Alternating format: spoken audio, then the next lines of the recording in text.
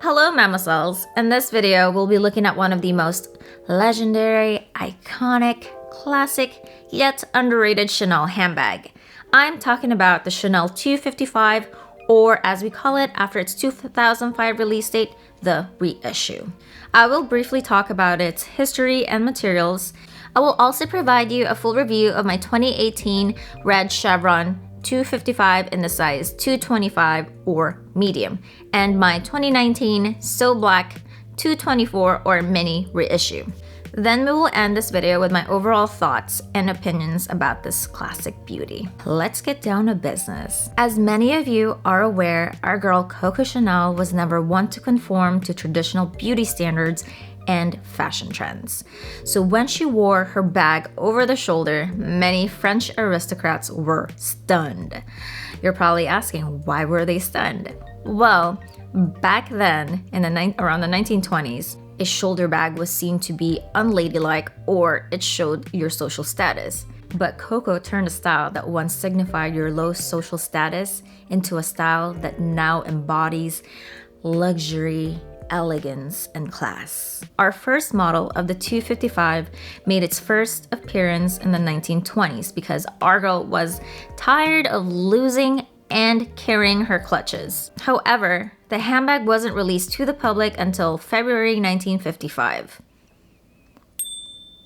Coco Chanel redesigned her original handbag to incorporate functionality, versatility, practicality with elegance. It was a success, and it changed handbag history forever as it became the beacon of modernity. However, when Chanel passed away and without its innovative creator, the brand started to lose its air of luxury and exclusivity until Karl Lagerfeld took control of Chanel's creative designs. He understood Chanel, her visions, and the power of her logo. So he redesigned Chanel's 255 with leather interwoven chains and replaced Chanel's original turn lock with the now infamous CC turn lock and called it the classic flap. It became so successful that the brand was like, all right, let's pull out Chanel Mademoiselle's 255 out of production. Fortunately, in 2005, Lagerfeld brought back the 255 for its 50th anniversary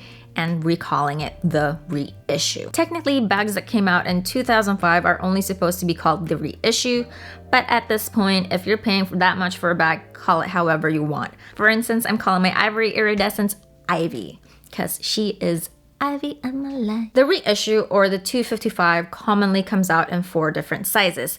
And since Chanel loves to confuse us and play with us, their sizes have different names.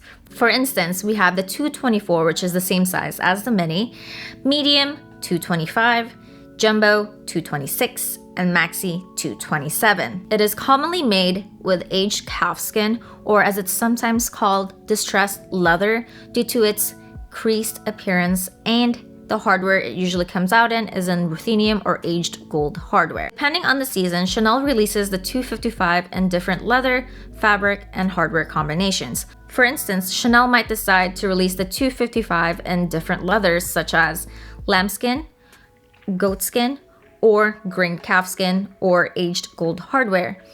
And it might come in different finishes such as metallic, iridescent, or they might release it in different fabrics such as denim, tweed, and jersey. And as for the hardware, they might go with ruthenium, gold, shiny gold, black. The possibilities are endless. The features of the 255 serve different specific purposes. For instance, the chain straps freed women's hands from having to carry their clutches. The back pocket on the flap is where you can easily store your own cash, and it resembles the Mona Lisa smile because Chanel was so enamored with the painting. The zippered pocket on the inside of the flaps was where she hid her love letters. In modern times, it's where I hide the evidence. The pockets on the inside is where you can store your lipstick, compact mirror, and powder. So the bag is definitely functional, comfortable, and secretive. All right, now let's get down to my 2 reissues. The first one I will share with you is my Red Chevron Reissue in the size 225 from Chanel's Fall 2018 Fall Winter collection. It is made out of calfskin and aged gold hardware. Calfskin is a type of leather that is generally thicker and tougher than lambskin. When comparing it with caviar, caviar is basically calfskin but grained. The leather has scratch-like designs, just kind of like if your cat were to get mad at you and she was like, I'm going after your Chanel. The feel of the leather is actually pretty smooth and you can't really feel the scratches. It actually feels softer and smoother and more durable when comparing it to my other leather handbags. Anyways, if you're clumsy like I am, this is the perfect bag for you because it's already scratched, and if you scratch it or ding it, it'll be part of the design. This flap does not have edge stitching, which makes the leather a little puffier when compared it with the mini reissue in chevron with edge stitching. The hardware is a Bijoux Chain design, and the metal is aged gold hardware, adding a vintage charm. The bag also has 4 grommets, allowing you to wear your bag over the shoulder and cross body. It has an all leather interior with a second leather flap. It has Coco's original turn lock, or as they call it, the Mademoiselle lock. They call it the Mademoiselle lock because she never got married, which is okay because she's an independent woman who doesn't need a man. Plus, how can you really compete with Boy Capel? No one intellectually aroused Chanel like Capel did. Get your mind out of the gutter. Anyways, here it is compared to light gold hardware, ruthenium, and so black hardware. The next bag I'll share with you is my 2019 Black Chevron Reissue in aged calfskin with black hardware in the size 224 or mini. This is also called So Black because of its black hardware and black leather. When I think of my perfect 255, the So Black Reissue always comes up. You know, she's a little fierce, modern, but at the same time, very low-key. The leather is made out of distressed calfskin, but 2019's distressed calfskin wasn't too distressed, which is how I like it. It has black edge stitching, making the quilts not as puffy. It also has 4 grommets, allowing you to easily wear it how you want it. You want it over the shoulder? Yes. You want it crossbody? Yeah. Free your hands, girl. If you are a petite mademoiselle, make sure that you ask your fashion advisor for some chain shortener links. They have them.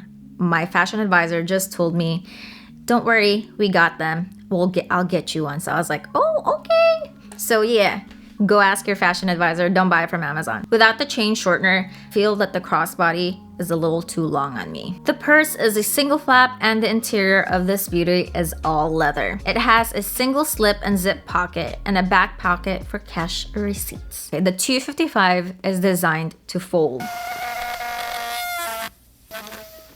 Did your heart just... Yeah, mine did too when my husband stepped on it.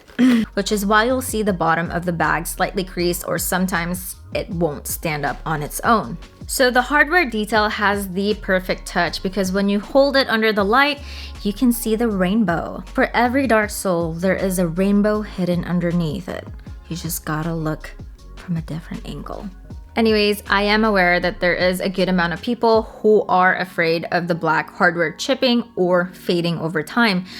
So far, I haven't experienced any, and I have taken her traveling, camping. She's been stepped on, she's gone to the beach. She's been everywhere.